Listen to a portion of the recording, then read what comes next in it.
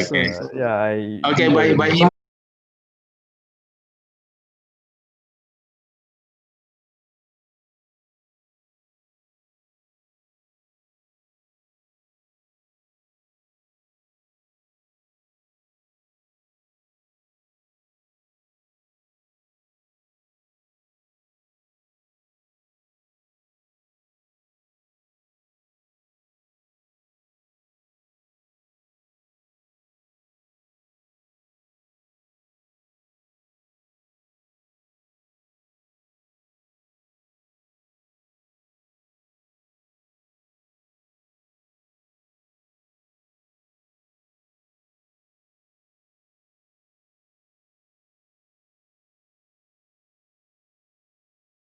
Assalamualaikum warahmatullahi wabarakatuh. Waalaikumsalam. Good morning, ladies and gentlemen. It's a precious chance for me, Shaza Firdausia, to be your master of ceremony on this very special occasion, the International Webinar Discussion Series 2, which will discuss the topic of application of biomaterial in industrial and medical fields. First of all, let's say thanks to Allah Subhanahu wa Ta'ala, who has given us guidance, happiness, healthy, and mercy so we can attend and participate in this special event without any obstacles. Praise and salutation upon our Prophet Muhammad Sallallahu Alaihi Wasallam, who had brought us to the path of light from the darkness in this life. Before we proceed the program today, we would like to express our sincere gratitude to Excellency, the Vice Rector for Research, Innovation and Partnership of Hasanuddin University, Professor Dr. Muhammad Nasrul Masih PhD, Excellency, the Vice Dean II of Faculty of Mathematics and Natural Science, Hasanuddin University, Dr. Sains Muhammad Zakir, Excellency, the Speaker from Department of Material Science and Biotechnology, Ehime University, Professor Dr. Sengo Kobayashi, Excellency, the Speaker from Chemistry Department, Hasanuddin University, Dr. Indah Raya as well. Excellency, our distinguished guests, ladies and gentlemen. On this special event, we have several agendas as follows. Opening and pray as the first. The second is singing Indonesian anthem. The third is welcoming speech and opening remark. The fourth one is main lecture and discussion. And the last one is closing. So now let's reopen the ceremony by saying Basmalah. Bismillahirrahmanirrahim. As the first agenda of today's event and to express our gratitude to the Almighty God, I would like to invite Dr. Shahruddin Kasim to lead our prayer. Please welcome.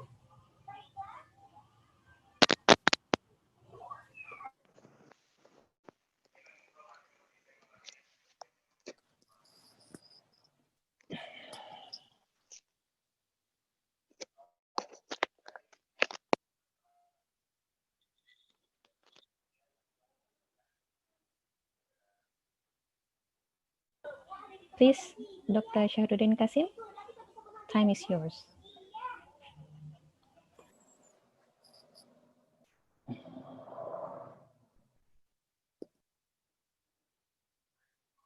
Assalamualaikum warahmatullahi wabarakatuh.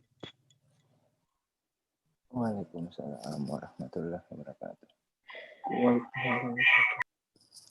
Ladies and gentlemen, hadirin wal hadirat rahimakumullah wa rahmankumullah.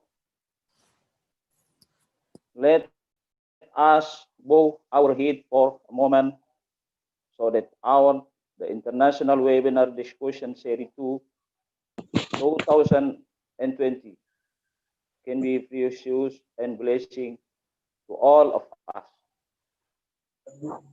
I will lead this prayer based on the ladies and gentlemen of Muslim. And those who are not Muslim, you are pleased to pray according to each of you believe.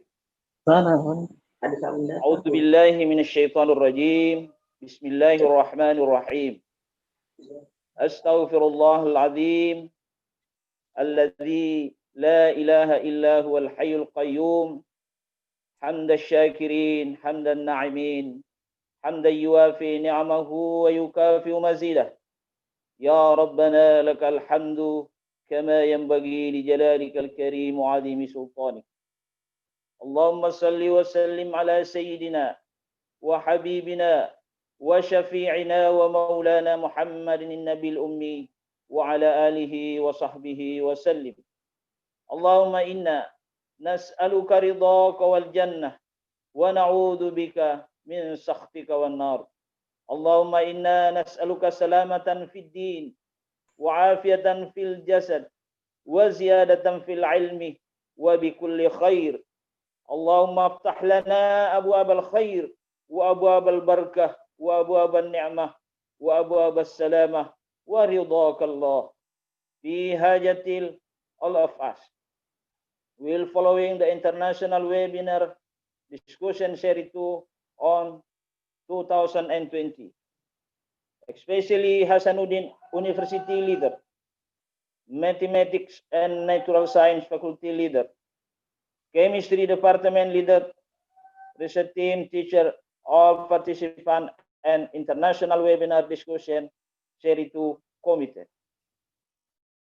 By this, I who represents the entire half or acceptation committee, that is the International Webinar Discussion Series 2, 2020, beneficial to all and for cooperation by Chemistry Department, Mathematics and Natural Science Faculty, Hasanuddin University, and Department of Material Science and Biotechnology, Ahim University. ربنا ظلمنا أنفسنا وإن لم تغفر لنا وترحمنا لنكونن من الخاسرين. ربنا هب لنا من أزواجنا وذرياتنا قرة أعين واجعلنا للمتقين إماما. ربنا اغفر لنا ولوالدي وارحمهما كما ربيانا صغيرا. ربنا آتنا من لدنك رحمة وهيئ لنا من أمرنا رشدا. ربنا آتنا في الدنيا حسنة وفي الآخرة حسنة وقنا عذاب النار. وصلى الله على سيدنا ومولانا محمد خاتم الأنبياء والمرسلين وعلى آله وصحبه أجمعين. سبحان ربك رب العزة عما يصفون وسلام على المرسلين والحمد لله رب العالمين. آمين آمين يا رب العالمين. وآخر دعوانا أن الحمد لله رب العالمين. Thank you for all of us and wassalamu alaikum warahmatullahi wabarakatuh. Waalaikumsalam warahmatullahi wabarakatuh. Thank you very much, Dr. Muhammad Shahruddin Kasim. So for the next agenda, let's stand together to sing Indonesian anthem. Audience, please stand up.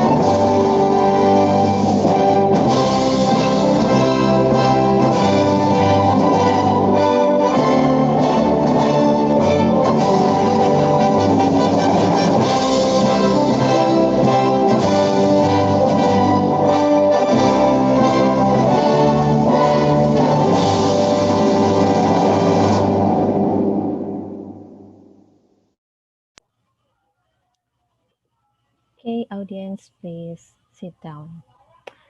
The next agenda is welcoming speech.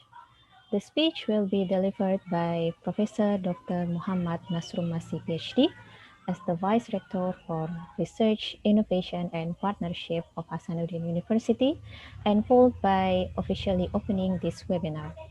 For Professor, time is yours. Thank you very much. Assalamualaikum warahmatullahi wabarakatuh. Good morning and best wishes to all of us. The Honorable Dean or Vice Dean, Faculty of Mathematics and Natural Science, Hasanuddin University, and all lecturers from the Department of Chemistry, and the Honorable Speaker, Professor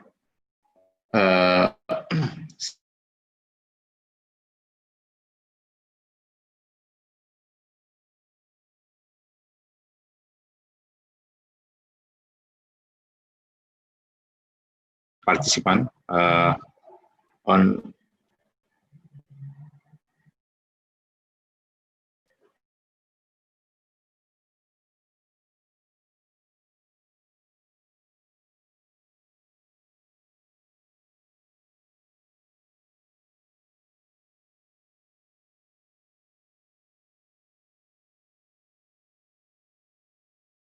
occasion.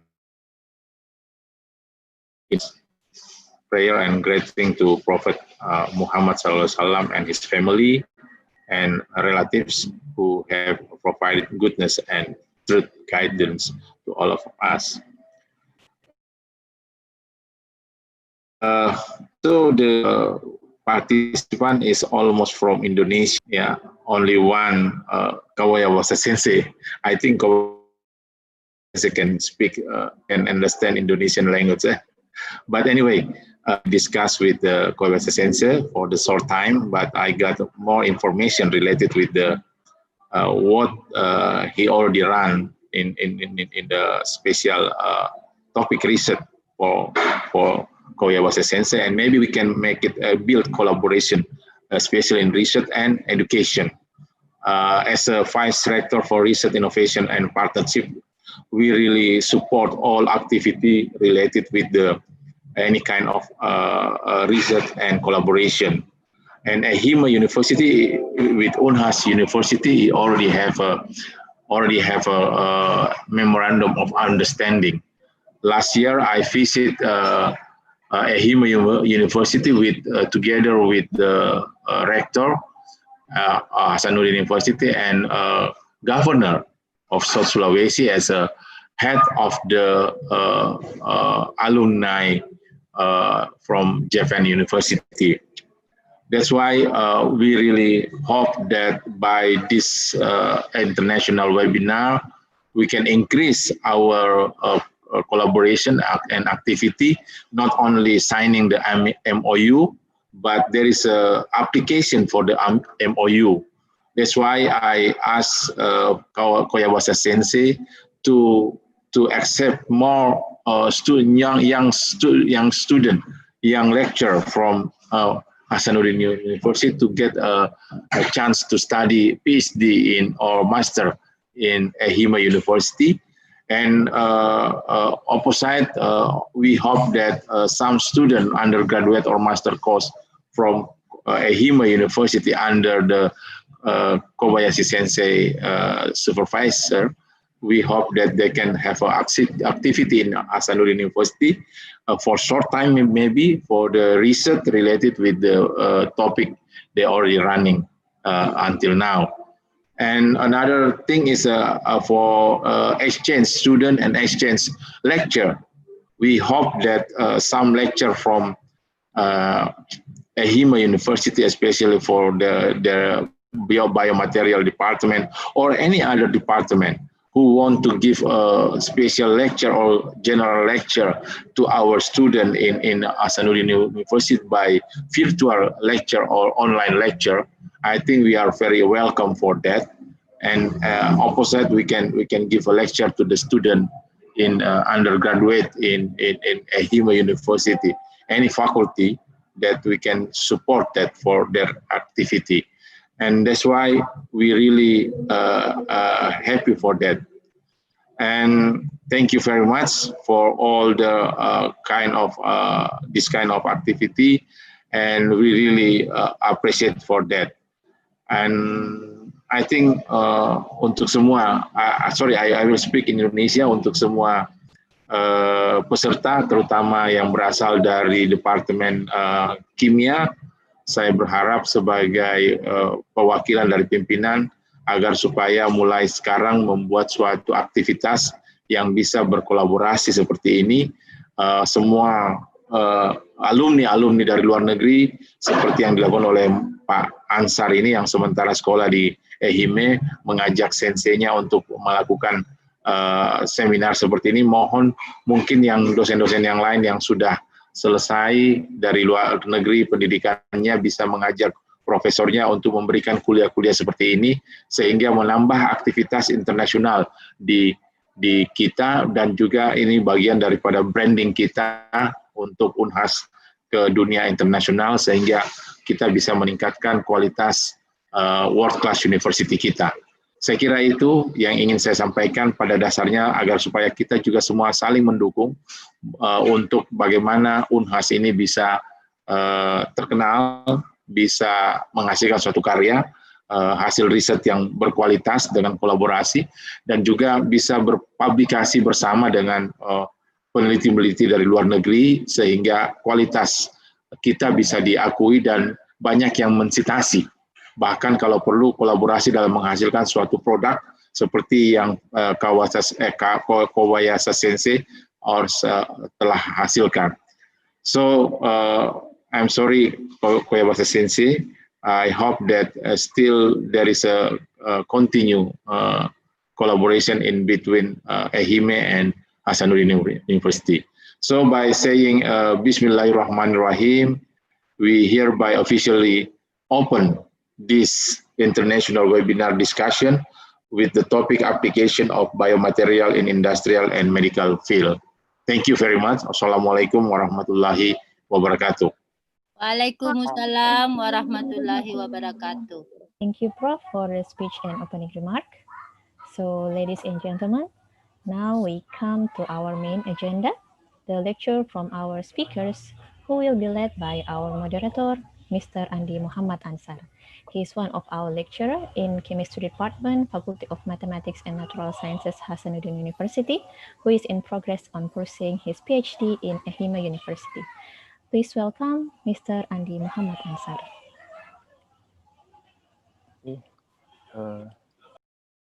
Bismillahirrahmanirrahim. Thank you for the time that given to me by the Master of Ceremony. And now I am as the moderator of the International Webinar Discussion Series 2. Before we start, maybe I will tell some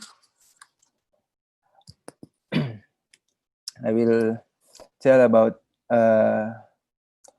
this webinar. First, maybe we will make a presentation. So every speaker will bring their presentation around 30 minutes until 40 minutes. And then after Mr. Kobayashi, maybe, and then Dr. Indaraya will continue as the second speaker. And then after two speakers finish to bring their presentation, so we will go to the discussion session, and then so in discussion session we will discuss about the topic that first and the second presenter or the second speaker bring. And then before the other announcement is if during the speaker bring their presentation, if the participant wants to ask something, so please write down in the chat room your name, your institution, and also your question. Okay, before we start, I want to, for the first speaker, I want to introduce about Professor Sengo Kobayashi. He is a professor from Department of Material Science and Biotechnology, Graduate School of Science and Engineering, Ehime University. And then this is the education of the Kobayashi Sensei, and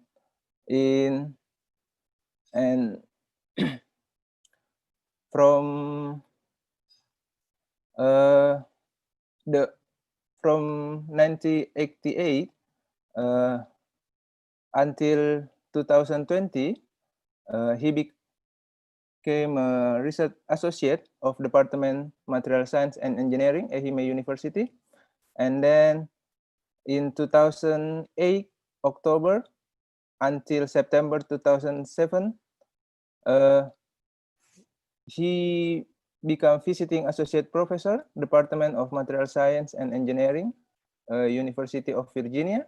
And 2015 until now, he becomes a professor of Department Material Science and Biotechnology, Graduate School of Science and Engineering in Ehime University. Until now, Kobayashi Sensei already published around 140 published paper, book, and also proceeding, and some selected paper such as like effect of oxygen addition on the formation of isothermal phase in titanium and Fa alloy, and also effect of oxygen and nitrogen addition on phase transformation and titanium 20% at percent volume, and also the effect of heat treatment of on wettability of nacre. This is the one of the new research that Sensei make. And actually, Kobayashi Sensei have many another research, and then so it's very interesting to us to follow the presentation that will be bring by Professor Sengo Kobayashi, and then for that maybe I will give the time to Kobayashi Sensei to start his presentation. So maybe for Kobayashi Sensei, please, maybe Sensei can start presentation around 30 minutes until 40 minutes to explain Sensei present research. Please, time is yours, Sensei.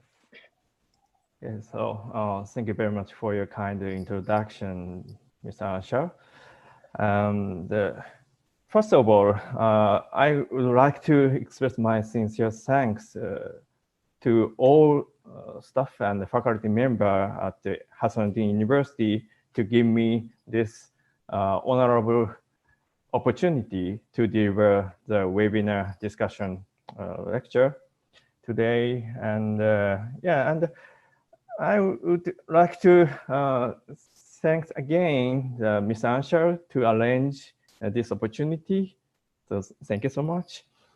And today I'd like to deliver the lecture, so I should share the PowerPoint file. So please wait a little bit. Okay.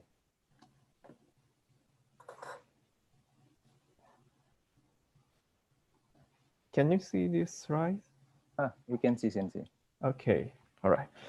So today I bring these topics. Application of material in the industrial field and research of biomaterial in our laboratory. So we have been working on the microstructure and crystal structure control by phase transformation and on the surface treatment to develop various functional materials, especially the metallic materials, so for the structural materials, for the engine parts or building and bridges and so on. And also we are interested in the metallic biomaterials. So today I'll show you some research works. Here is a table of contents of my talk. First, I'm gonna talk about our laboratory. And then I will share with you some research works. So I bring 2 examples. And then finally, I will discuss about the future works. So if possible, so we are seeking for the collaborating study. So between Hasanuddin University and the University. Okay, so first, I would like to introduce our lab. So our lab has 2 staff and almost 30 students in each year, so including master and bachelor course students, sometimes doctor course.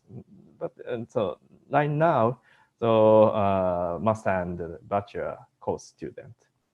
And of course, we are keen in the research work, but sometimes we gonna make a seminar trip to somewhere or hot spring and enjoy and share the not research work, but so friendly relationship, to make a friendly relationship. And so we will make a seminar trip. This photo taken 2 years ago, I think. So yeah, Mr. Anshar also joined our research group and joined the seminar trip to Kochi Prefecture to enjoy sharing the many information, not only research work, but also the daily life or something. So I hope that Mr. Anshar enjoyed this trip. Okay, so let's go back to the main topic. And today, I'd like to talk about the 2 research work. These are relating to these 2 research fields. So the one is the structural metallic materials. The other is metallic biomaterials. Okay, so I'm using razor pointer. And so our lab deal with steels, stainless steels, and titanium alloys. So mainly metallic material. But recently, so we are focusing on the metallic biomaterial. So we should deal with not only metallic material, but also some living organs, so living things, so like a cell. So we are now working on the cell culturing on the metallic materials. And also we are interested in the reuse of biological waste. First, I would like to emphasize that the importance of microstructure control in the material. So maybe you came from the chemical department or other medical department. Maybe you don't know exactly what is a microstructure. So I should explain it a little bit in detail. And so microstructure exists in the material, all material, not only metallic, but also the ceramics, the polymer. All material has a microstructure. So microstructure can be observed sometimes on your own eye, but usually we have to use the microscope to observe microstructure inside the material. So here is the 2 examples. These are the micrograph, optical micrograph for the lead-tin binary alloy. So you can see the pattern. We call this pattern as microstructure. Okay, And you can see the coarse microstructure and fine microstructure. And these two alloy, lead tin alloy, have the same composition but different microstructure. Okay, so we can make a different microstructure by changing the heat treatment or deformation conditions or many other conditions. Okay, so now we will see how microstructure affect mechanical property of the material. So after making some lot, I don't know, so like this, so you can make the lot. So here is a picture, the silver lot here.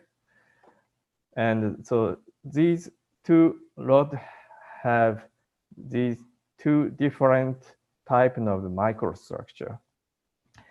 And now, so we put these two rods for the check of the tensile testing machine. So now this check go down to the downward, so extend the sample. And please guess which rod can be extended more. Okay, so the sample having a coarse microstructure or the rod having very fine microstructure. Okay, so now we will see the video on this screen. Okay, so this side go down. Okay. So the rod extended, and immediately this rod broken down at this point, but this one extended, so 2 times, 3 times, so very ductile alloy compared to the another one. As you can see, these two alloy has the same composition, so same material, but having a different microstructure. So these two metallic material show the completely different mechanical property in this case. So, and the microstructure affects not only mechanical property, but also another properties. So now you understand it's very important to control the microstructure in the material. Okay, so now we will see the different case. We can see the different pattern, so microstructure. And we took these microstructure from the different materials, different metallic materials, by using this microscope. This is a transmission electron microscope. We have 2 transmission electron microscope in our lab. So we usually observe the microstructure inside the material. And all material exhibit different property. So for example, so the sample having this microstructure shows a very high strength. On the other hand, this one shows a very high corrosion resistance. So so another one has another property. So materials property so strongly depends on the microstructure. So it's very important to control the microstructure in the material. So fundamental concept of development of material in our lab. So by controlling the microstructure, so inside the microstructures, we can see the pattern in nanoscale. So here is a scale bar. So this scale bar represents the 15 nanometer. So this cubic particle is just only 20 or 30 nanometer cubic embedded in the matrix of the material. So, and this cubic, very small material, So strengthen the, this one is an aluminum alloy. So strengthen the material and can be used for the body of the car.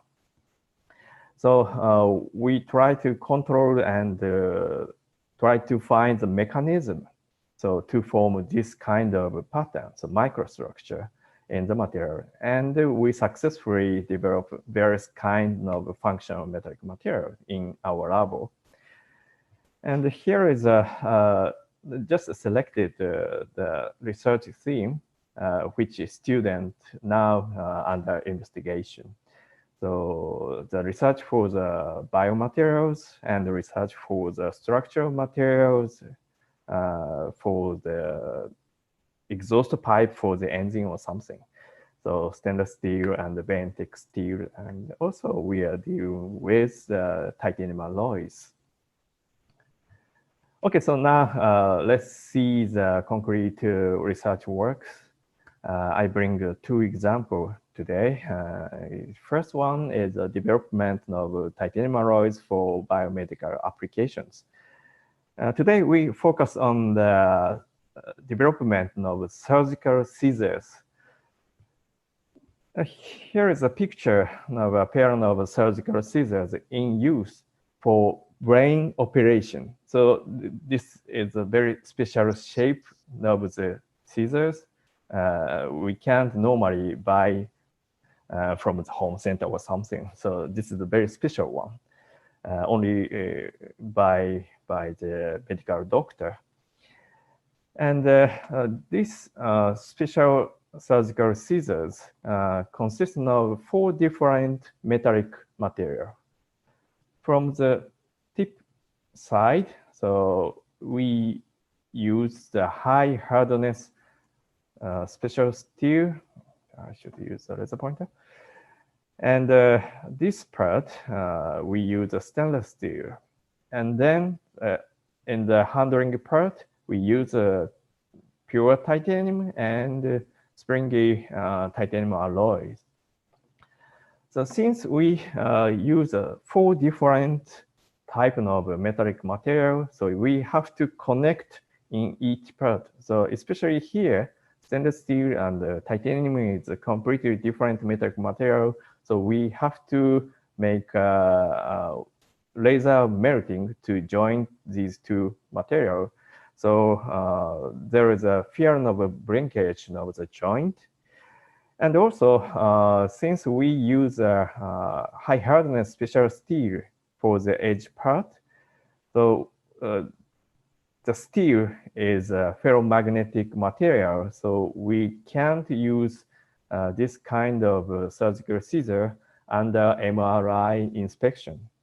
So if we can make all parts by using titanium or titanium alloy, so titanium is a non-ferrous magnetic material, so we can use these special scissors under MRI inspection. So operation of is much well improved. So we want to make this surgical scissors by using titanium alloy. However, titanium alloy developed so far is not insufficient for the hardness. So we have to develop the high hardness titanium alloy. Here is a typical example of the hardness for the pure titanium, so commercial grade titanium, and some alloys, so alpha plus beta type titanium alloy. So titanium 64 is a famous alloy for titanium.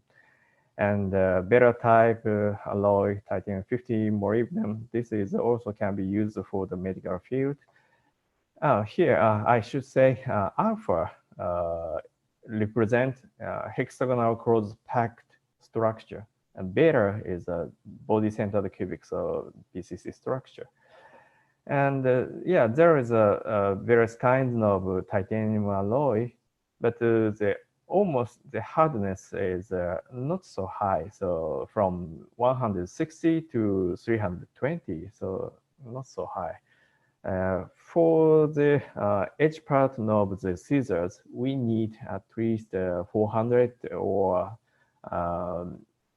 we have to aim at the hardness of 550 for the cutting edge. So we have to increase the hardness, of course, with low cost. So we are now planning to use the oxygen as an alloying element of titanium alloys.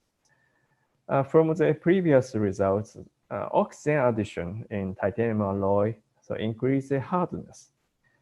However, it induces the brittleness. So we have to solve the brittleness of titanium oxygen binary alloy, and to make a high hardness titanium alloy with moderate ductility is the goal of this project. So to solve the brittleness problem of titanium oxygen binary alloy, so we select another alloying element, molybdenum. And so making these ternary alloy system alloy, so by using arc melting and making some heat treatment and hot rolling, so we can get the different microstructure. So by changing the heat treatment and by changing the deformation condition, we can get a different microstructure.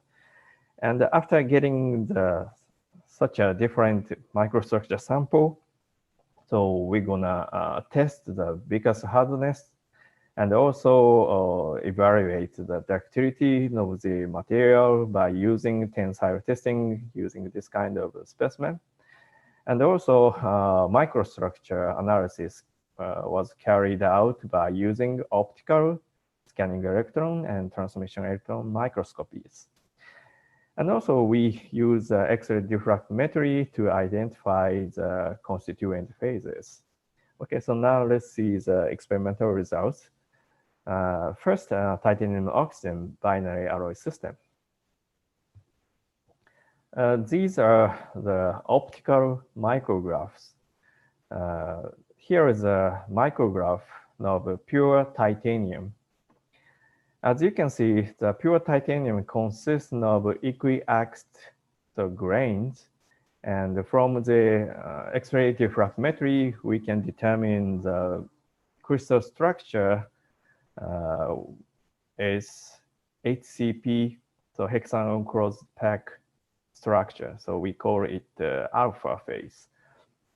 By adding 1.5 oxygen, 3.0 oxygen, the constituent phase didn't change, so keeping the HCP structure. However, the microstructure, so grain size a little bit smaller, so becomes small by adding 3 atomic % oxygen.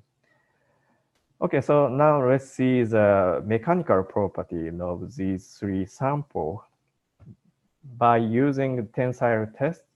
So here is a stress strain curve for pure titanium. So after making the plate sample, so extending the sample and measuring stress and strain.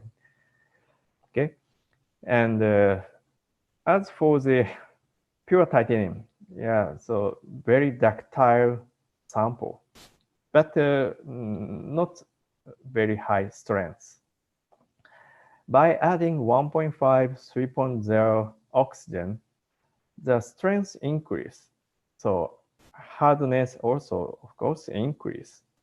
However, by adding 3 atomic % oxygen, the sample become very brittle, so, like a ceramic. So this behavior like a ceramic. So ceramic is a very hard, very high material, but very brittle. So like a ceramic. So we want to solve this problem. So by increasing hardness, but with some ductility is important to make a cutting edge of the scissors. So we add molybdenum to modify the property of the material. Here is a stress strain curve for titanium 3 oxygen with 1 atomic percent molybdenum, 2 and 3 molybdenum respectively. So blue one is 1, the orange is 2, and the green one is 3 atomic percent molybdenum, adding to the titanium 3 oxygen. As you can see, by adding only 1 atomic percent molybdenum, fairly improved the ductility of the material. So this is enough ductility for cutting scissors and still keeping the high hardness of the material. So by adding only 1 atomic percent molybdenum, fairly improved the property of the material. So we should think about why only 1 atomic percent molybdenum improves the mechanical property of the material. Of course, we have to check the microstructure. So left-hand side picture shows the microstructure for titanium 3 atomic percent oxygen alloy. So they have so equiaxed grains, and this micrograph is a scanning electron micrograph for titanium 1 molybdenum 3 oxygen alloy. So this alloy has a very fine microstructure. So please take a look at this scale bar. So this is a 200 micrometer. This one is 5 micrometer. So you can now understand the microstructure of this alloy is very much fine. So less than, so these particles around less than 1 micrometer. So, and this one is around several 10 micrometers. So completely different size of microstructure formed in each alloy. So this very fine microstructure so produce the high ductility. So by changing the microstructure, we can improve the mechanical property of titanium alloy. And now, so we can make a prototype of surgical scissors, all made from the titanium alloy. And now, so making the another fatigue test and friction test and so on. And now, so we are trying to more improvement of this special scissors made by all parts from by using the titanium alloy. Okay, so let's move on to the another topics. Another topics is improvement of bioactivity of nacre, and it's used for the bioactive coating on titanium alloys for artificial bone. These topics deal with advanced reuse of biological waste. So this project also the Mr. Ansharo joined. So during his stay in our lab, he also joined this project. Ehime Prefecture, Ehime University located, is the #1 prefecture for pearl farming in Japan. So pearl, of course, you know the jewelry, one of the jewelry. And so to take this pearl, so we cultivate the pearl oyster. And after taking the pearl from pearl oyster, so the shell just throw it away. And in this area, so in this area is a little bit south far area from our university, so you have to get there by driving 2-hour drive. So you can get to the area. So you can get the area, this kind of cultivating area of oyster. Yeah, this is a very good place to visit. So when you come to Ehime University, our university, so I like to take you to this good scenery area. Okay, anyway, so after taking the power, so we just throw it away, the shells, so around 1,000 tons per year. So such kind of power shells throw on the ground. So this is a problem, so regional problem to solve. And so we're wondering, is it possible to effectively utilize power shells that have become industrial waste? Okay, so I'm thinking about reuse of the biological waste of power shell. And so searching for the previous researches and found that nacre is this shining part of the shell exhibit bioactive properties. As for the bone formation, so nacre accelerates bone formation.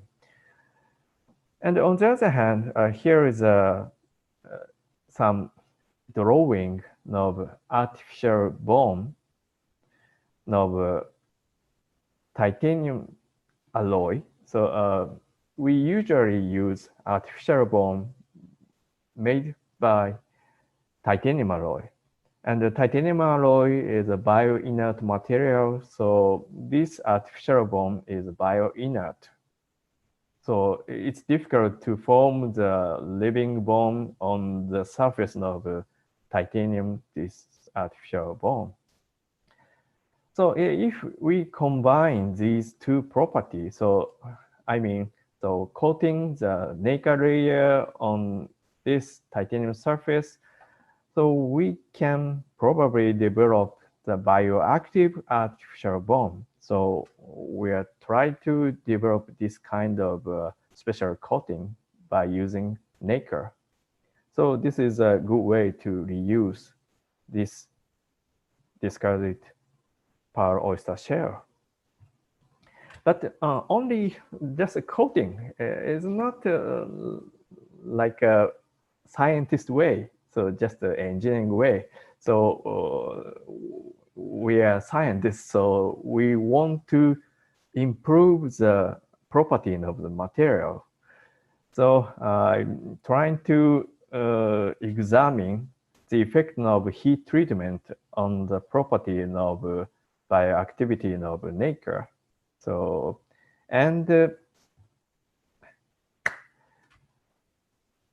fortunately, we find that the heat treatment improves the bioactivity of nacre. So by applying heat treatment, so we change the property of the nacre and then coating on the titanium alloy for bone, artificial bone. Okay, so here is the experimental procedure, but due to the limitation of my presentation time, I skip a little bit. So after taking this shining part, nacre, and then heat treated at these temperatures for 1 hour. And after that, we soaked in these samples in the simulated body fluid.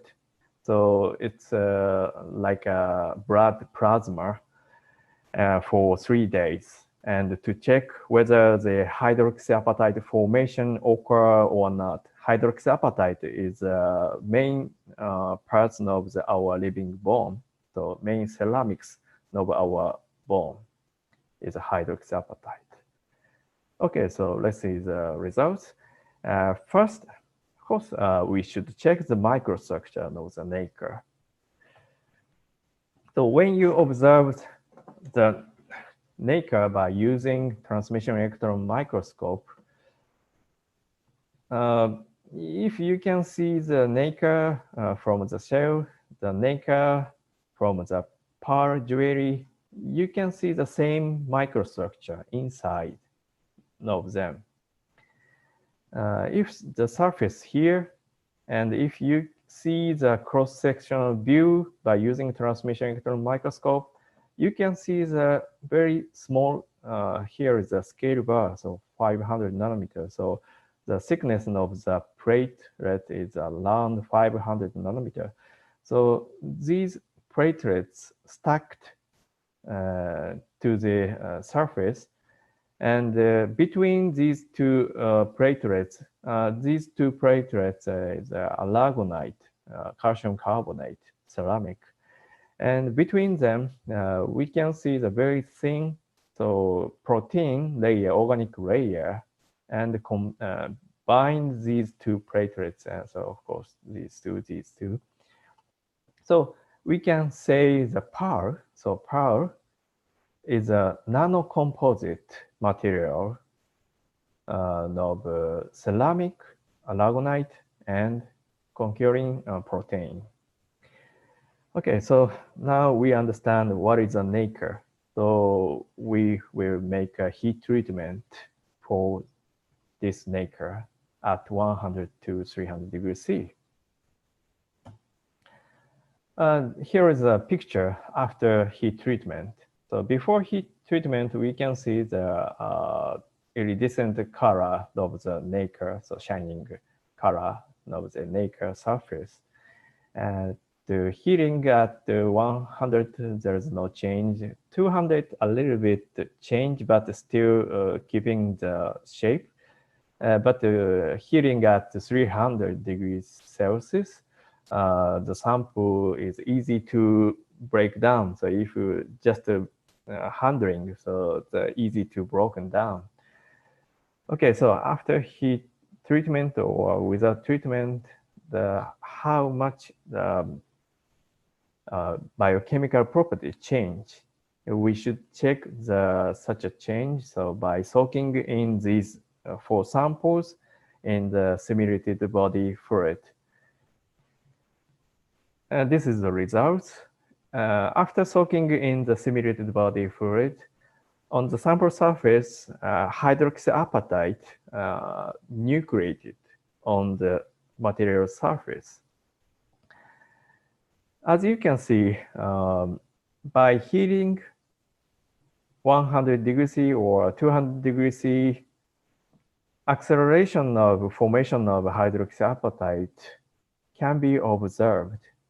But heating at 300 degrees C, the suppression of formation of hydroxyapatite occurred on the sample surface. So now we can see the heat treatment at 200 degrees C improve the bioactivity of the nacre.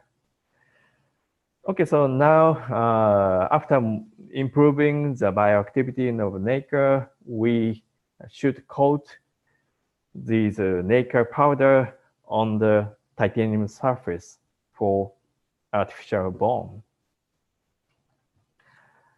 To do that, we apply the electrophoretic deposition method.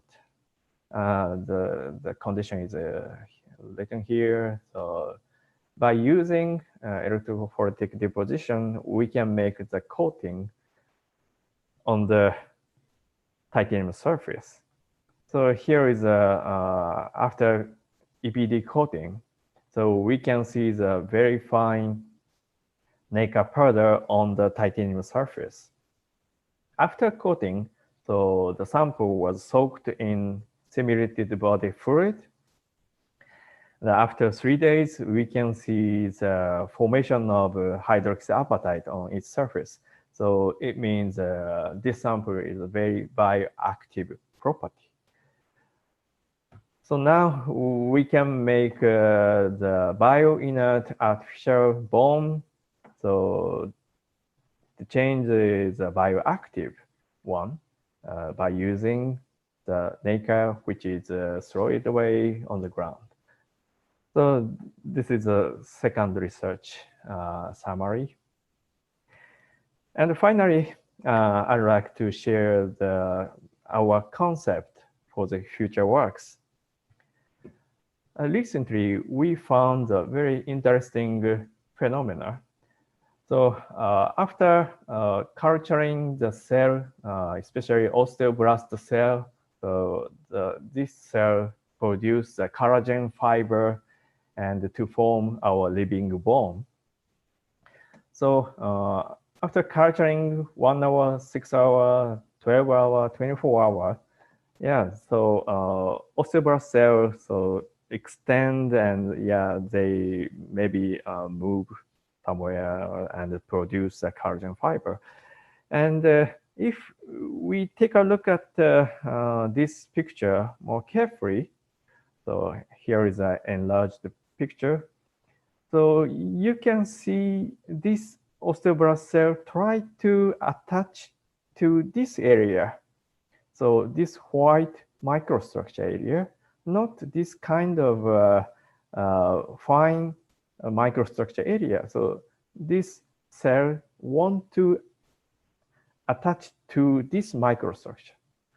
So this means so microstructure can control the cell behavior. So this is a typical example. Try to control the cell from the microstructure of metallic material.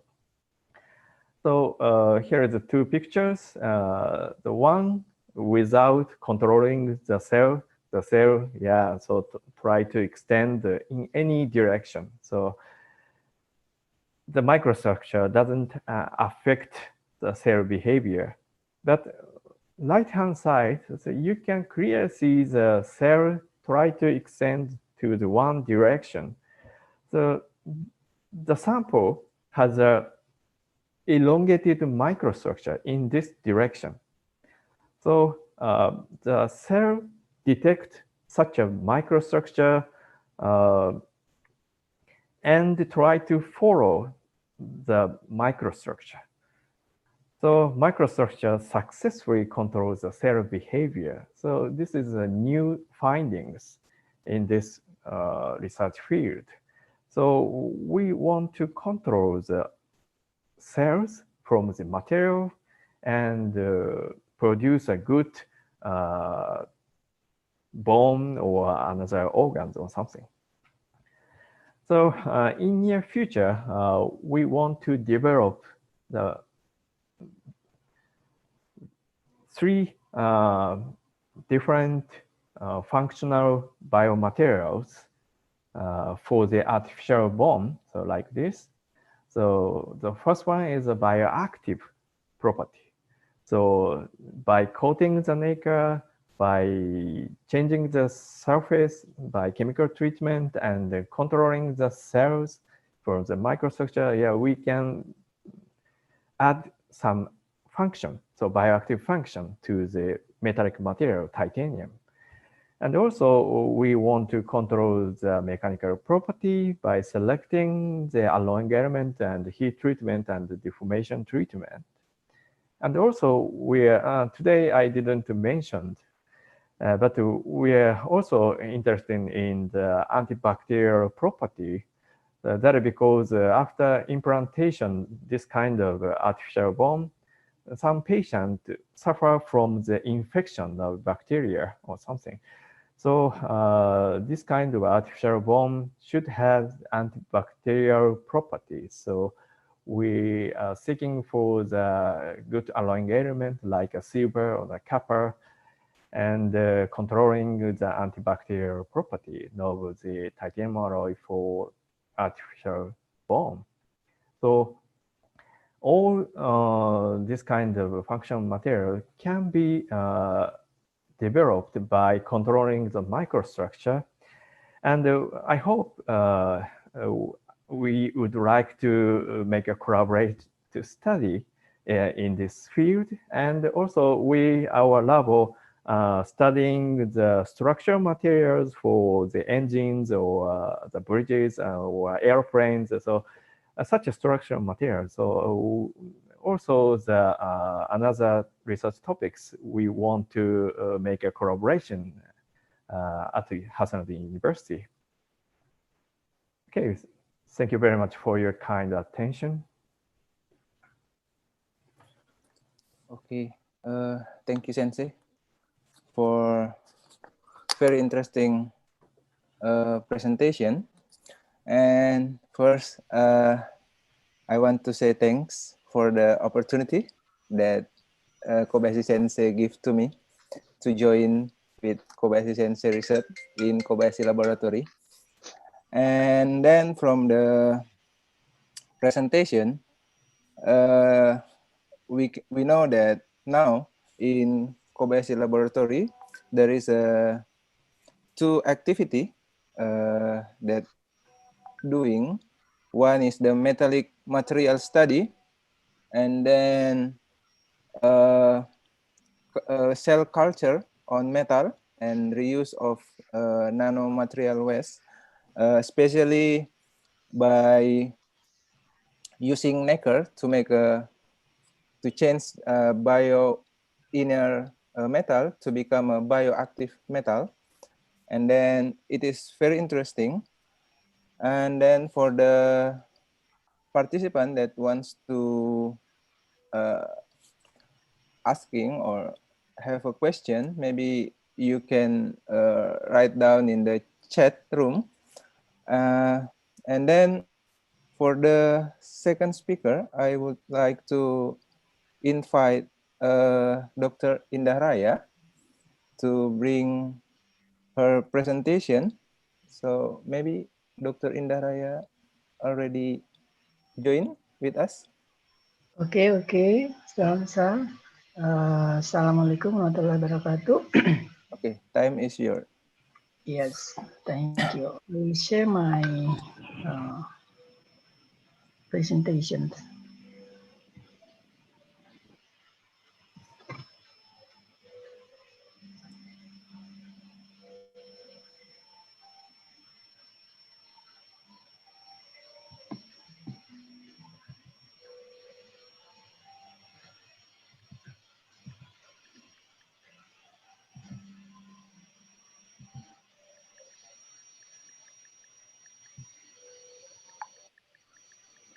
Okay, Assalamualaikum warahmatullahi wabarakatuh. First of all, they're all and their participant. Thank you for your joining this webinar, and thank you for Sensei for Sengo Kobayashi has come to our webinar. Yes, and then now I want to share about biomaterial, what kind of in my own. I mean, in department chemistry. Yes. Okay, our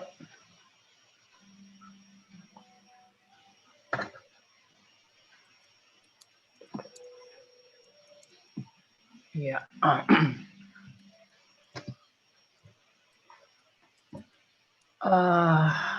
My title is Biomaterial from Natural Resources and Their Potential Application in Health Field. As we know, Indonesia is many resorts, yes, especially from Sulawesi Island. We have natural resources. It can be used as a source of precursor of biomaterial. For example, crab shell, yes, egg shell, yes, another shell, and we have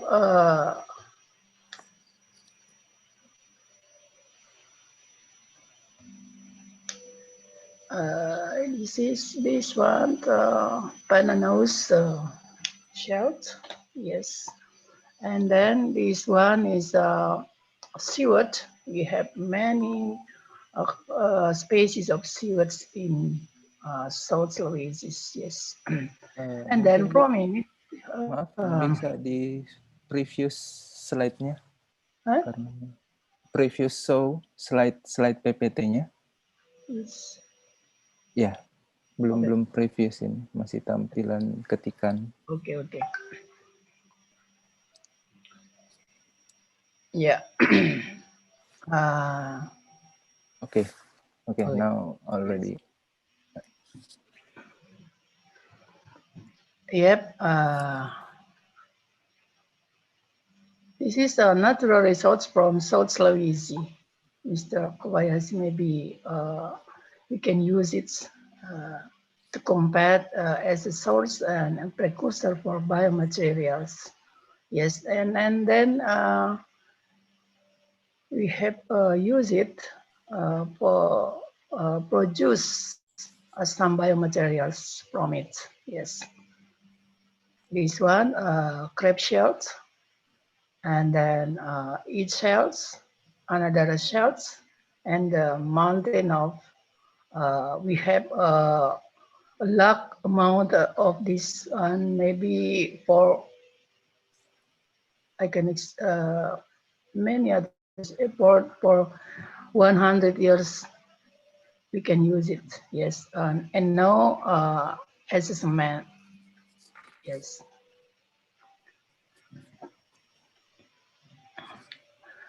From it we can make milk. Yes, chitosan, and then hydroxyapatite. Yes.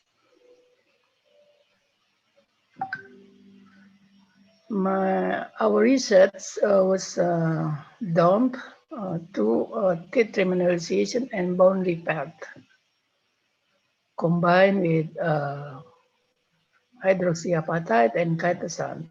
Yes. Yes, because the presence of organic acid in the mouth, such as acetic acid, lactic acid, and citric acid, can break down the apatite, the hydroxyapatite crystal of the teeth through the reaction equation like this one. Yes.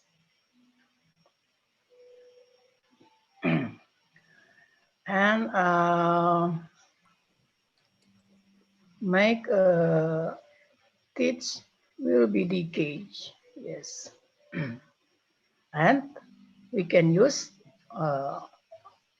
we can synthesis hydroxyapatite from natural resource as acids and salt sources. Yes.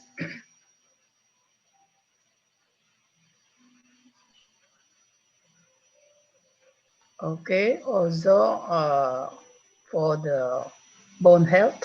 Yes. Yeah. Yes. As we know, Indonesia is a country has many natural resources, especially from South Sulawesi, and we can use it for precursors for biomaterials.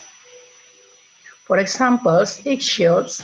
Yes, every year we have 8 and 15 to 1,000 tons per year, and then we can convert to be calcium hydroxyapatite and calcium phosphate, and it can be used as thought pass materials, and also we can use to remineralize decay of teeth like this. Yes. Yeah. Another thing we can use that for medicine materials.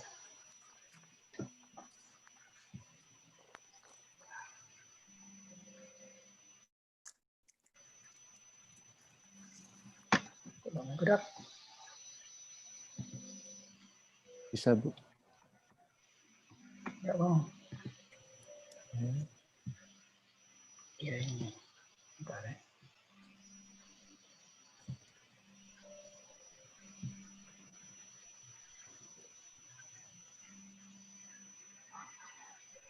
Yeah, as we know, hydroxyapatite was used to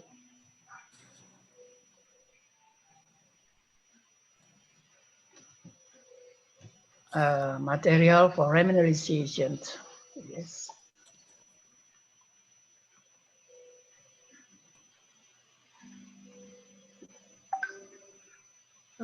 For example, this one, our student make a thought paste from hydroxyapatite and then mix with the seaweed, for example, turbinaria, Euse macotoni, ulva reticulate, and this can use to stopping the growth of streptococcus. This bacteria make caries, teeth caries, yes. Then from the result, we can see shown that the thought pass effective, yes. Then another research, we use a composite from hydroxyapatite combined with the chitosan. Yes. This the first week. Yes. Bone defect. This one. This one. Yes. And after every week, for fourth week, we found that the application of composite of chitosan with the hydroxyapatite has a good result. Yes, we can see this. Yes, the defect was covered. Yes, but when we use only hydroxyapatite like this, and in a control, yes, it means that composite combining chitosan with the hydroxyapatite as a good material for bone repair. Yes.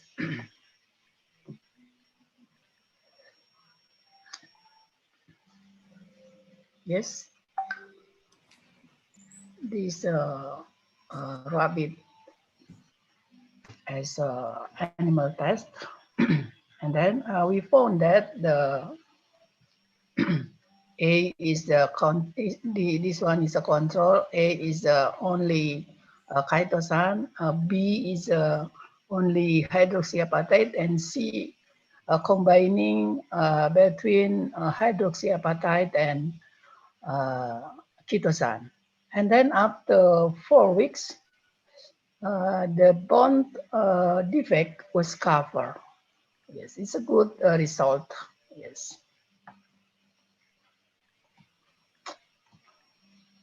Okay, I think so. Maybe because time is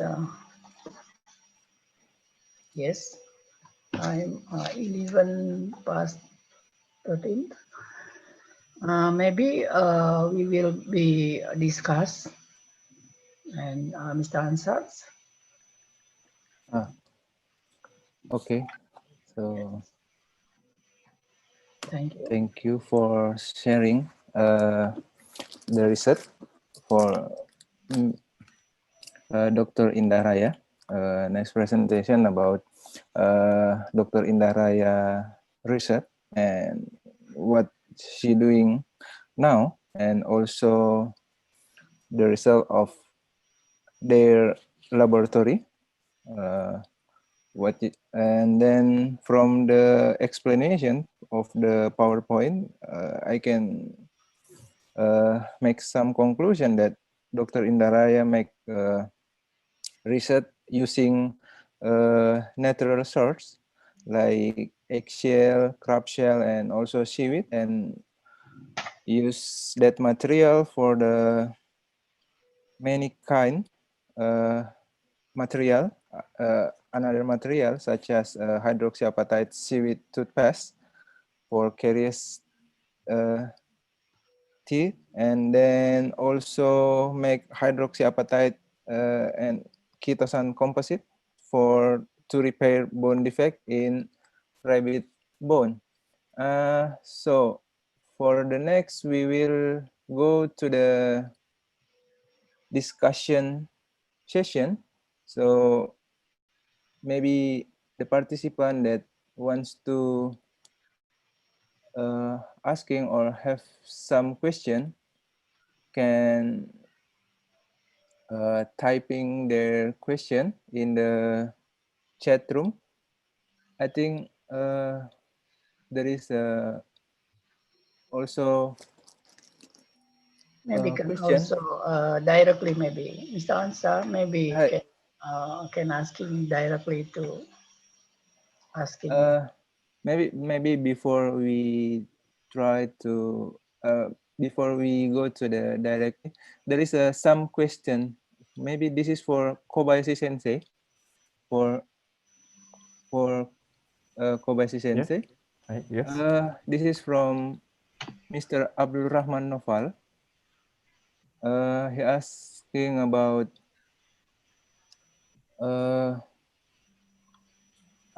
the cell control of 3Ti alloy.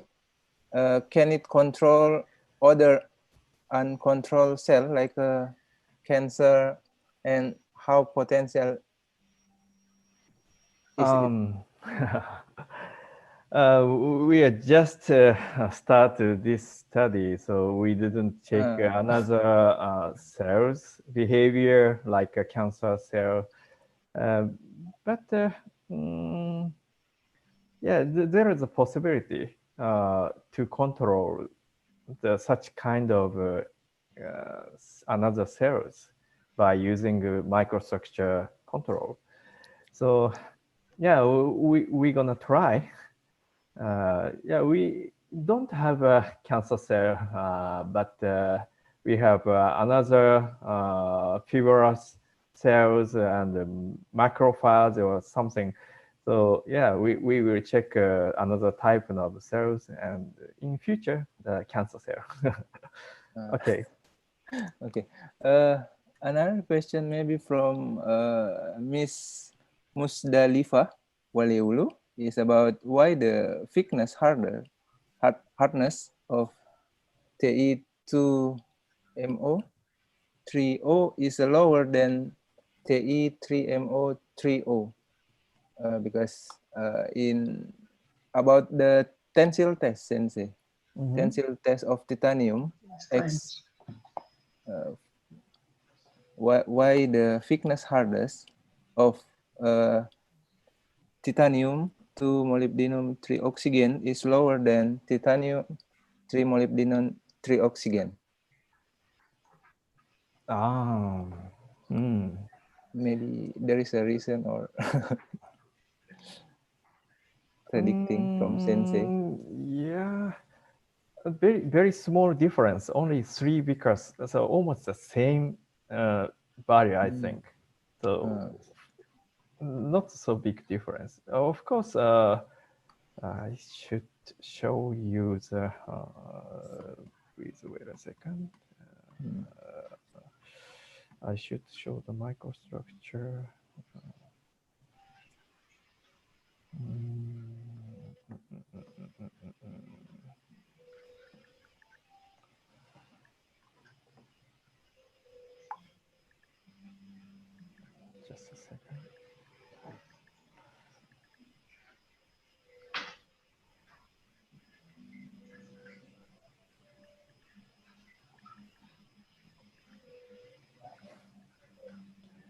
now I share the experimental results for these three alloying system. So the microstructure of titanium-2 molybdenum 3 oxygen and 3 molybdenum 3 oxygen has almost the same microstructure. And also volume, we evaluate the volume fraction of the beta phase. So beta phase is a soft phase compared to the alpha phase. And by checking the volume fraction of beta phase, it's almost the same level. So due to the almost the same microstructure, same scale of microstructure, and almost the same volume fraction of each phase, so I think these two alloy has almost the same, not big difference, the same hardness, I think. Is it enough answer for you? Okay, Sensei. Maybe Miss Musdalifa already maybe can understand. Maybe another participant that wants to ask about. I have one question. Please, Sensei. Sorry, I have a problem with my because the noise is disturbed because my house near the mosque. I have one question from to Professor Kobayashi. Yes. In Indonesia, we have many tuberculosis. How to say? Tuberculosis in bone, especially in backbone. Yep. How to say? Osteomyelitis, yeah, especially vertebra, Sensei. So they have a problem with the vertebra, especially in thoracalis 5 to 12. And if they want to change to make it a synthetic vertebra, make it in titanium or something like that, a biomaterial related with that.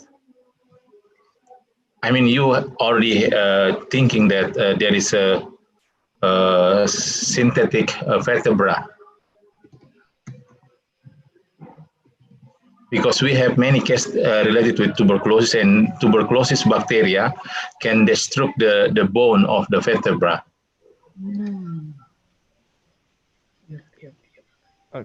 Could you repeat it again? I can't catch. There's many noise and only a small part I can catch your voice. Sorry. Yeah, sorry, because of the voice from the near my house. My question is, we number 3 incidence of tuberculosis. You know tuberculosis, TB, tuberculosis infectious. Usually infected in pulmonary tuberculosis, but there is many cases related with the bone tuberculosis. And you said bone necrosis. No, not necrosis. Tuberculosis. Mr. Sengo, Mr. Kobayashi, tuberculosis. It means there is so many cases related with the infections of tuberculosis in the vertebra. You know vertebra? I don't know exactly. Vertebra, tulang belakang. Backbone. Yes, backbone. Backbone. Backbone usually infected by tuberculosis. They can destroy the backbone. So sometimes patient cannot walk because of they destroy the nerve in the backbone. Ah. So You understand Okay. what I mean? So orthopedic can Yes, yes, usually yes. operate that kind of patient, orthopedic Uh-huh. surgery. Not Okay. only in the joint, but they do it the operation in the backbone. Mm-hmm. Backbone Okay. infected by tuberculosis. So do you think you can make it a synthetic for that? Yes. Synthetic. I You mean? mean, like you make it vertebra, how to say it? Artificial bone, maybe Yeah, artificial bone for vertebra. or vertebra. Yes. Vertebra. Okay.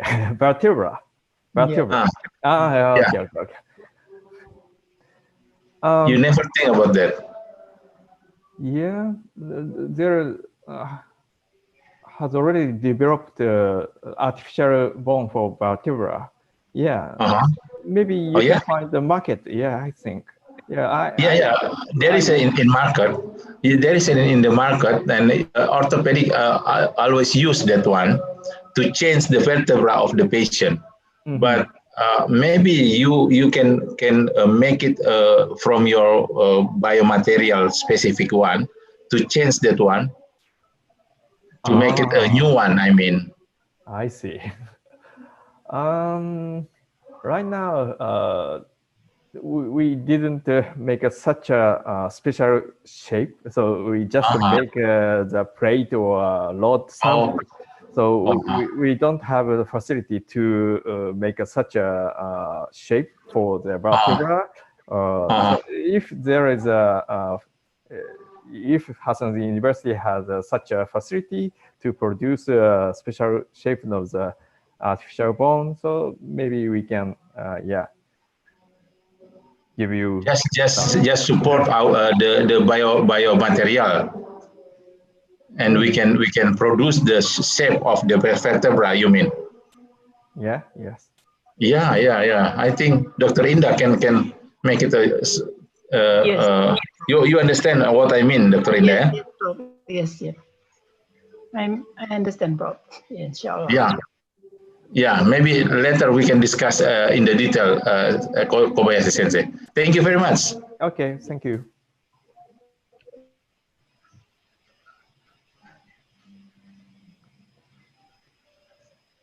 Okay. Answer. Thank you, Prof. And maybe another participant, please, if you want to asking something about the presentation. Musdalifa asking about the. Maybe this is one question for Dr. Indaraya is about the chitosan. It can repair rabbit bone.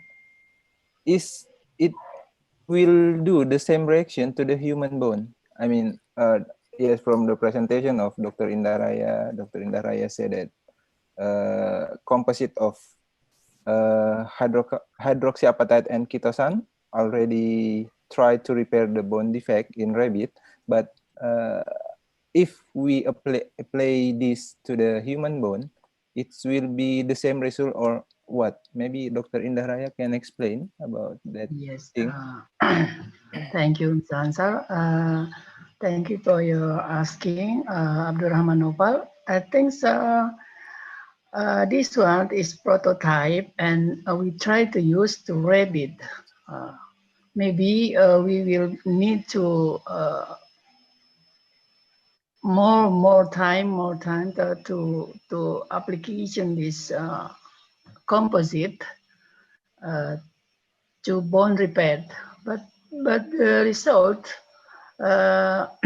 shown that the composite chitosan and hydroxyapatite can cover the bone rapid defect. It's mean maybe one day we can use to cover human bone defect. I think this is answered. Oh, But okay. Thank you. we need to more explorations about it. Yes. Okay.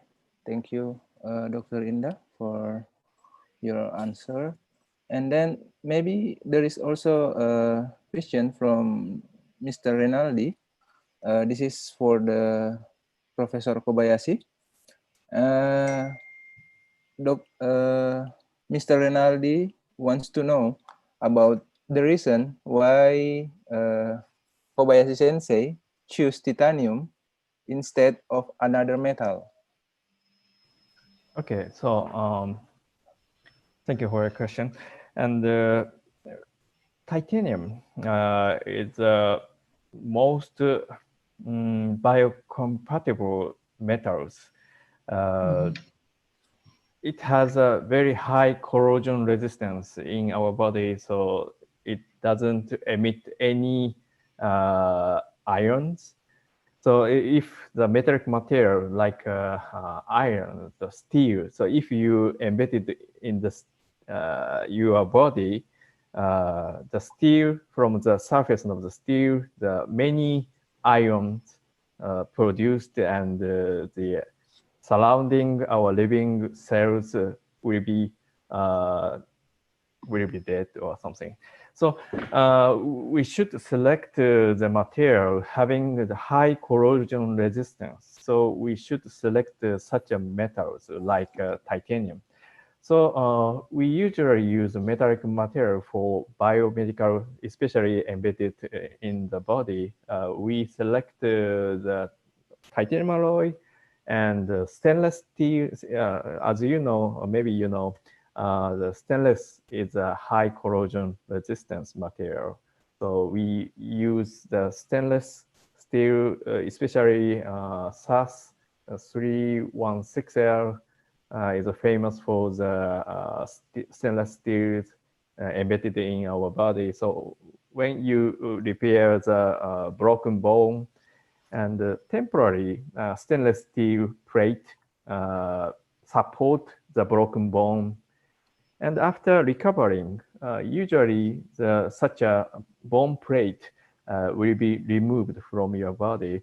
So, and another one is a cobalt chromium alloy, also famous for the metallic material embedded in your body.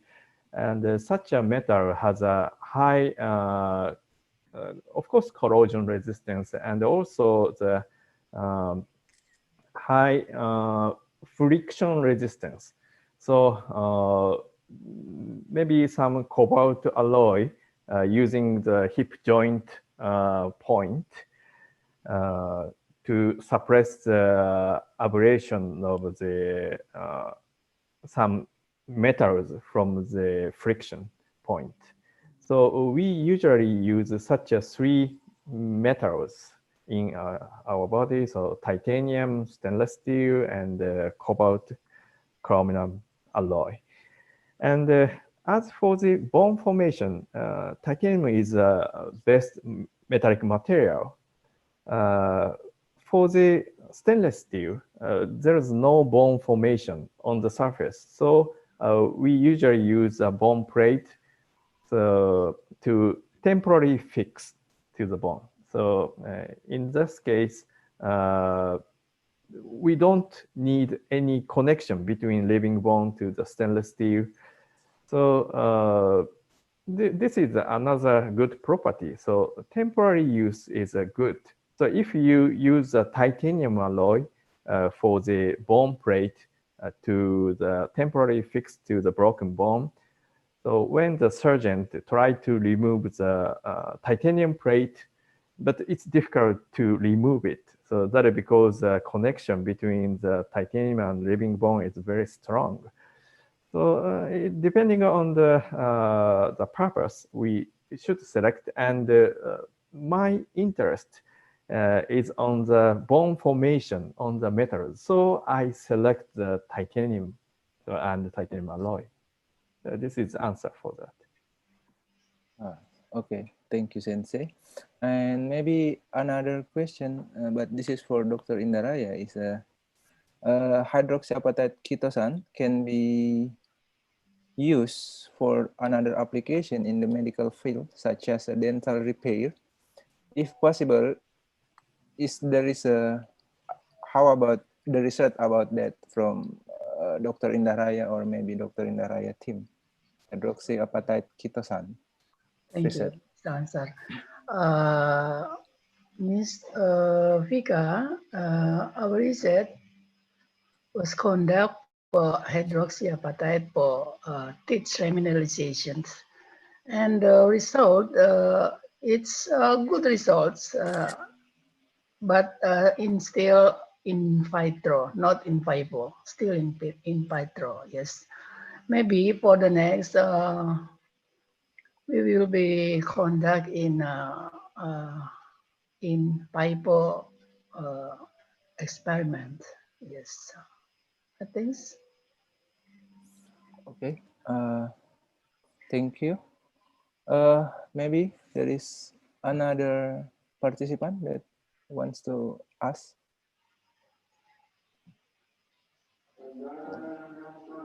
Maybe just unmute the microphone and please to directly asking to the speaker, Dr. Indaraya and also Professor Kobayashi.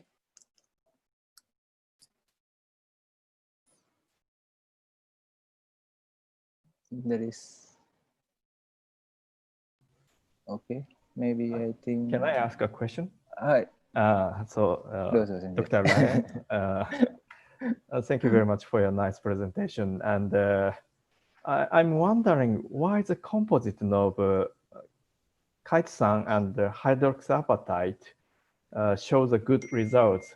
Only the single use of them shows not recovering. So I'm wondering why the composite improves the property of bone repairing. So could you tell me some reason for that? Okay, Mr. Kobayashi, maybe the reason because our bond is a composite too, because composite without the organic and hydroxyapatite. It means that we have to make like natural bonds. Yes, I think the reason why composite chitosan and hydroxyapatite more copper than only hydroxyapatite, Ms. Kobayashi. So is there any similarity between the chitosan and the collagen fiber? Yes. So, because our living bone consists of the collagen fiber and hydroxyapatite. So I'm wondering the similarity of the collagen fiber and the chitosan. Is it a very similar structure or something? Yes, maybe similar, and because to absorb the hydroxyapatite, the bone need organic type. Yes. So after repairing, such a composite material dissolved or remained. So I'm wondering, so after recovering, so such a composite disappear from the bone or something. So maybe macrophage or something. So try to dissolve with it. Yeah. I'm wondering if the state. Because there are two mechanisms to absorb the hydroxyapatites, internal and external. Yes. Why when we use the chitosan and hydroxyapatite, it seems like internals, yes, and then mixed with the externals, absorbs, yes, like that, Mr. Kobayashi. Okay, thank you very much. Okay, maybe another participant wants to asking. Maybe this is for another question for Professor Kobayashi from Miss Arnawati Ahmad. She said that how the potential of the nacre to become the bioactivity, and then what kind of cell that Kobayashi Sensei use to analyze maybe the bioactivity of the cell?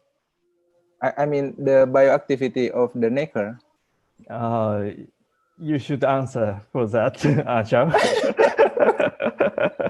That because this is your theme, so study research Yes, yes. in my labo. Yes. Maybe maybe this is we research together with under supervisor Professor Kobayashi, and then according to the research that we already doing about the nacre activity, I think nacre is very potential to become a bioactivity, and also the cell after several treatment, the osteoblast cell that we use is show that they can I think live in there and also have good proliferation to make. So that's why I hope maybe in the future there is a also I think another developing research from the nacre, and also I think that's maybe the answer that I can give to Mr. Arnawati Ahmad. So we use cells, so osteoblast-like cell, so MC3T3E1 cell, we usually use for checking the bioactivity. And also we are using the low 267, like so macrophage. So yeah, we also interested in the immune reaction system. So we also use a macrophage-like cell right now. Okay, thank you, Sensei, for your explanation. Maybe another participants would like to directly asking? maybe Dr. Paulina. Maybe Dr. Paulina Taba have some question. Dr. Nusia and about please ask to Mr. Kobayashi.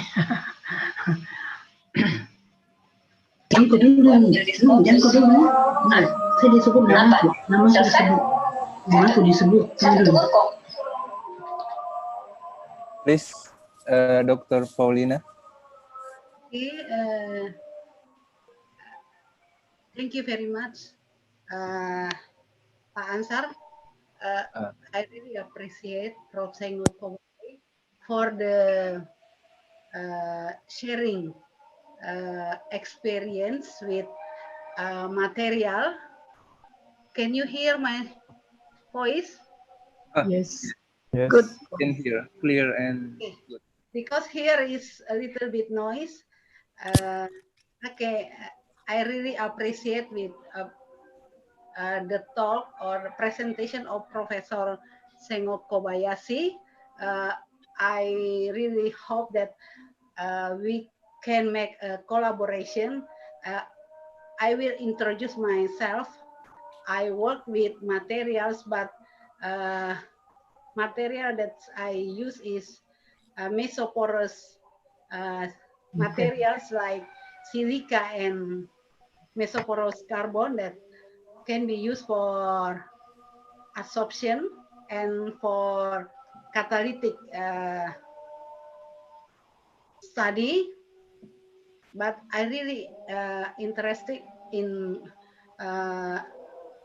prepare metal because one day I read the paper that from mesoporous carbon we can make metal that we put the metal compound into the pore of mesoporous carbon, and after that we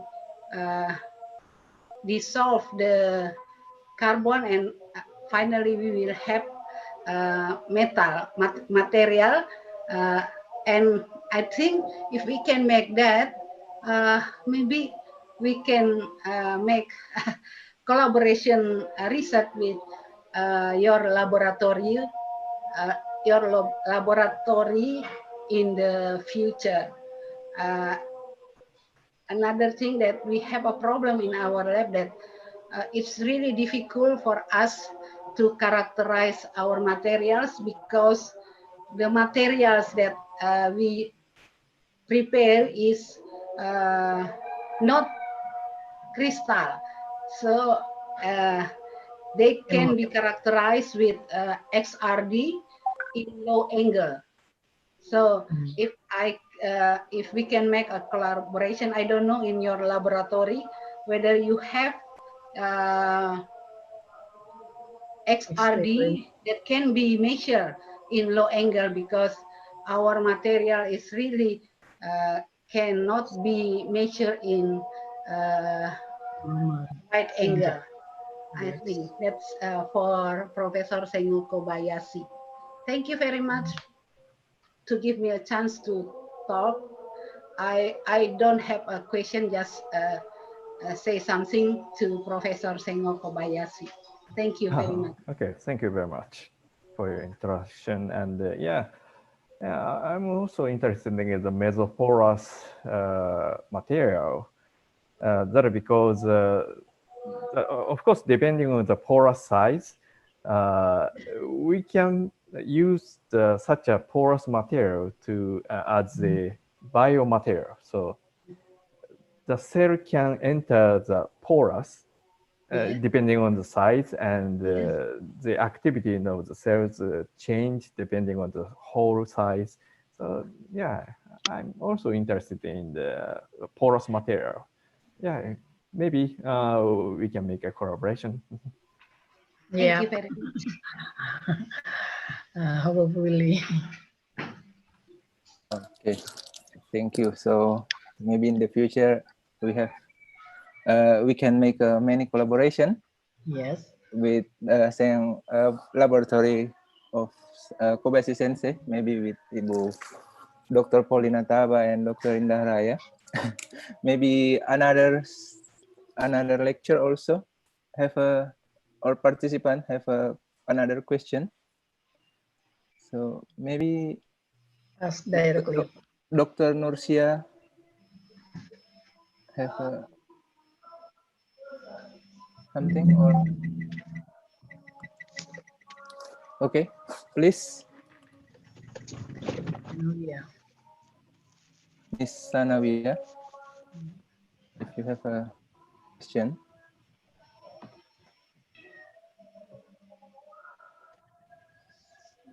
Hello. Hello.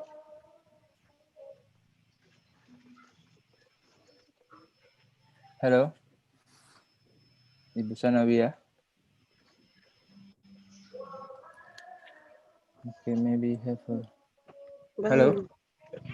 Yeah. Maybe have some problem. Hello. Maybe have some problems and say about. Maybe another participant that would like to asking. Please, you can ask directly to the speaker if you have a question to asking. In Indonesia also can.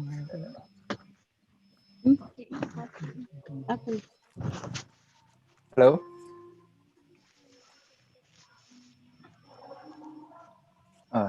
Tidak ada nih.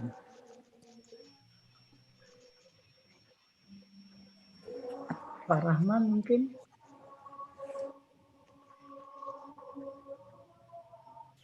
Ini ada Pak Mr. Aju. Have you some?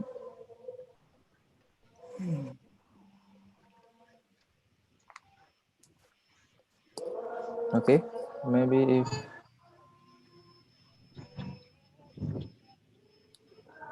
maybe time also already running out. Real Purkan.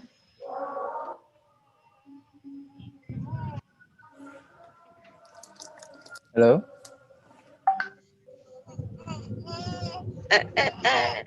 Oh. Unmute this. and sorry.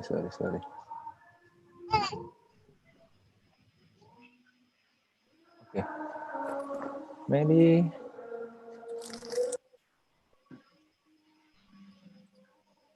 Silakan bertanya. Dalam bahasa Indonesia juga nggak apa-apa, nanti Pak Ansar translatekan. okay. Another question, maybe? No?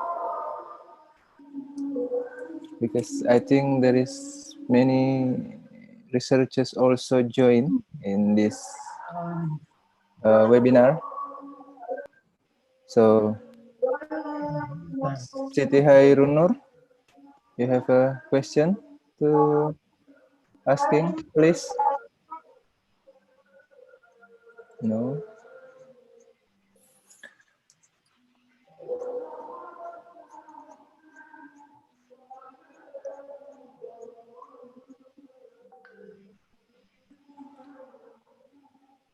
Okay, maybe there is no question left.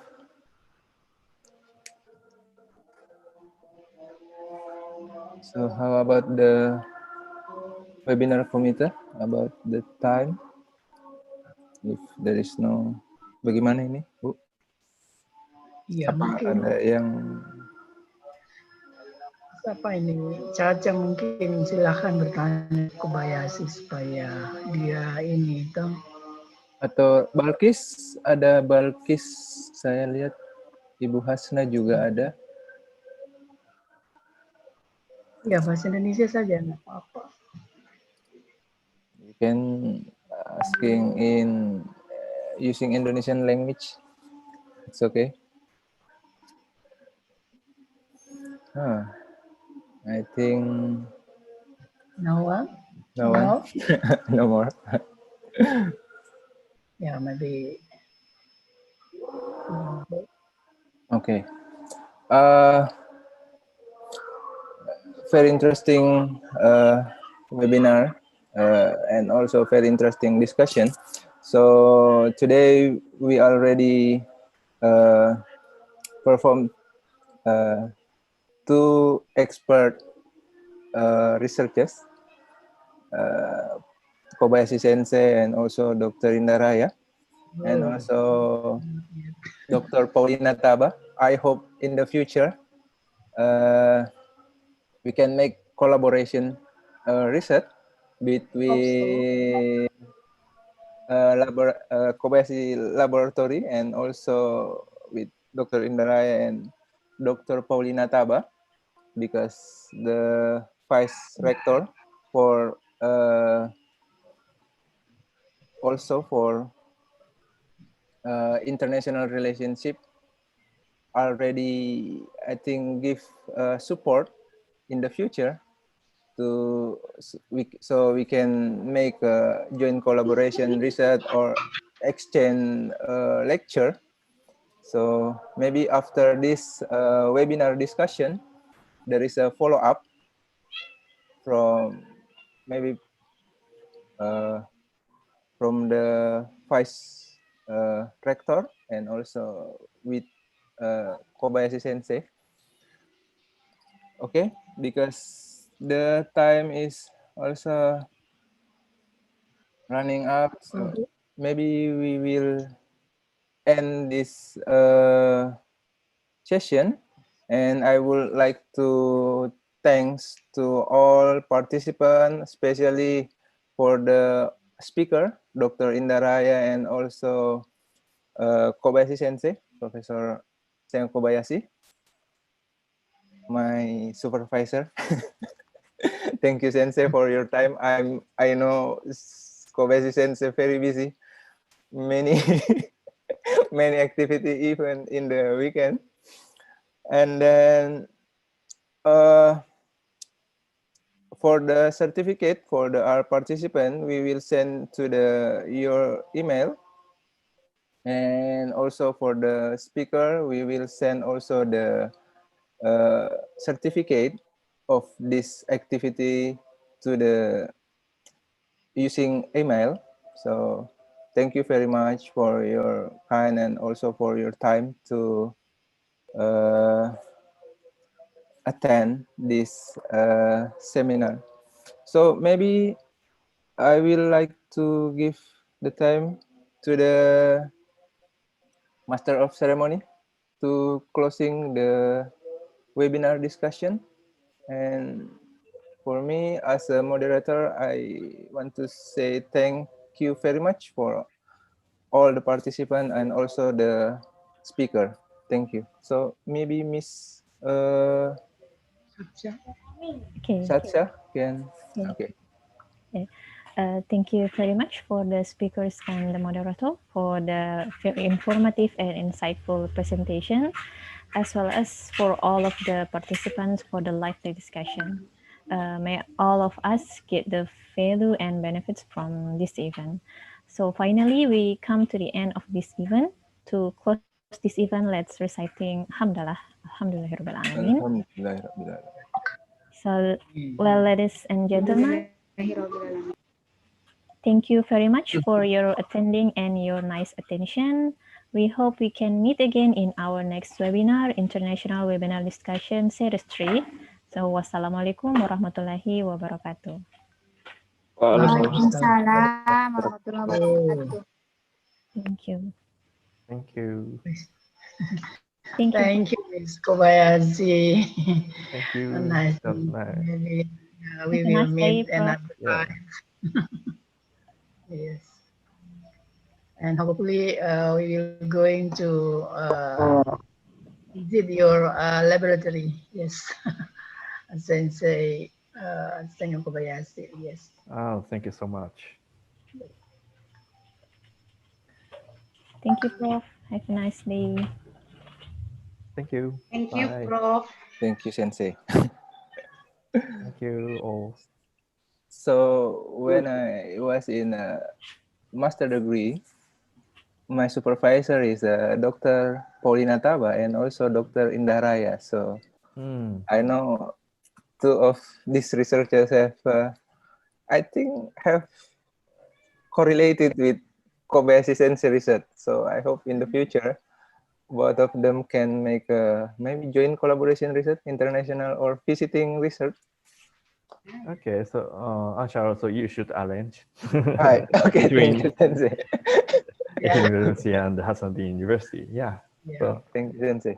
Maybe we can make the metal alloy inside of the mesoporous silicon or mesoporous carbon. Yes. yeah, it's interesting. It's such a metaporous scaffold study. Yeah. Your fault. Yes.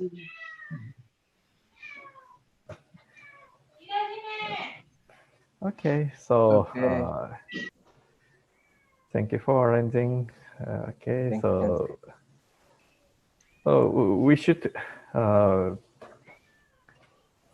discussing about your invitation.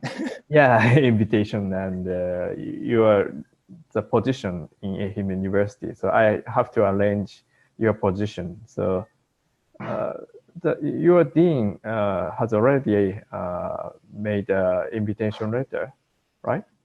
The recommendation, Sensei, from my dean now sent to the university, and maybe after 2 weeks, I maybe next week or maybe next month in 1st October, I will check the letter, the recommendation letter, because yesterday the staff from the university contact me and say that your recommendation to become visiting foreign research in Ehime University already in rector office. So maybe next week I will check. Okay. So your application is for 1 year, right? Yes. Okay. I hope can more than 1 year, so we can make another.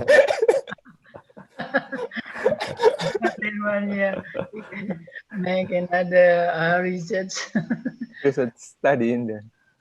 Maybe I hope Dr. Indaraya and also Dr. Paulina Taba can I hope if the condition is better in Indonesia, especially about the coronavirus, maybe both of them can also visiting the Kobayashi Sensei Laboratory, sponsored by Hasanuddin University, maybe, to make a collaboration.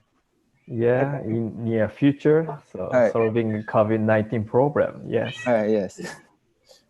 I think it's okay for Dr. Paulina Tabat to get sponsor. Thank you. We can go together, Dr. Paulina. Okay. Okay. Thank you. And thank you. So for all participants. Bye. see you soon. See you soon. Bye. Thank you, Sensei, for your time. Yeah. Thank you for your arrangement. Okay. Hi. Nggak ada foto bersama. You tahu kan? Dia sudah pergi. Aduh, dilupa, Bu. Oke, nggak apa-apa. Mau cuci tangan dulu. Tapi berhasil anunya